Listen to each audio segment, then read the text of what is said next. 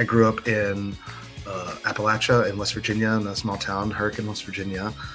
So like I'm Appalachian, I'm Black, I'm white. My grandmother was indigenous and had indigenous ancestry going back, like really influenced by Appalachian West Virginian culture. I always joke that like there's a negative stereotype with hillbillies, but I kind of hold that title with honor. I love my family. I have an uncle who distilled moonshine on a mountain. You couldn't get more Appalachian than that. But like also, I am trans, I am queer, and so I'm at the intersection of a lot of different communities and identities. My earliest memories are knowing that something was up, knowing that I wasn't the same as my siblings, knowing that I wasn't the same as like my family around me. Like I knew something was different, but I didn't have the language for it.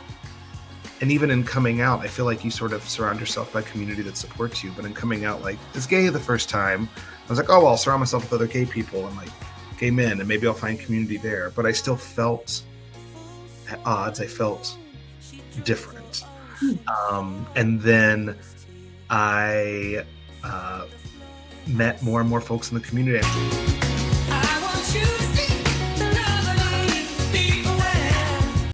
We were founded in 2020 after the murders of George Floyd and Breonna Taylor.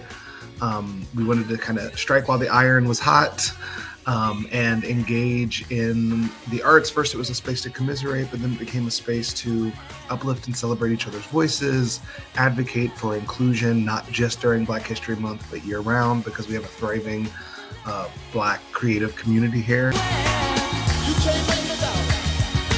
I know you come to that. Take your burden and leave. It was learning about a voice that was sort of hidden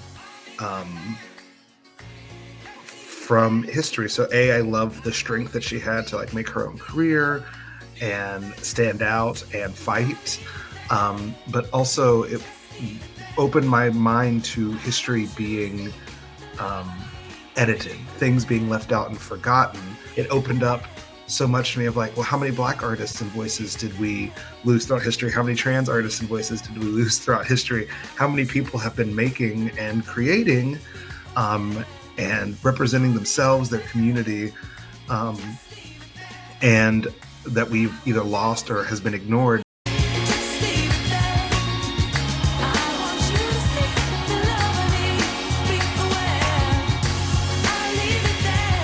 I'm happy to exist between these different communities, to exist between these different identities.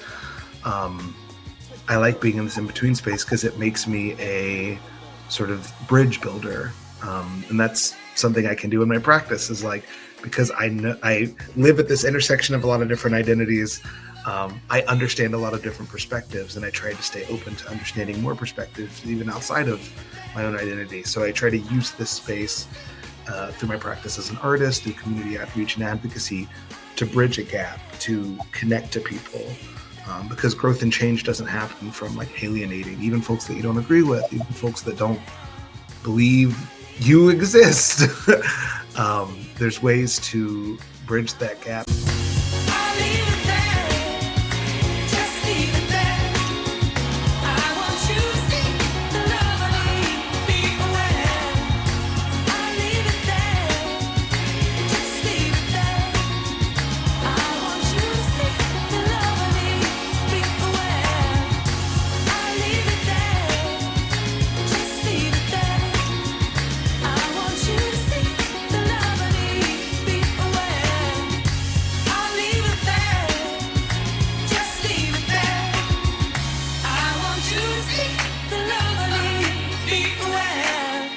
I want you to see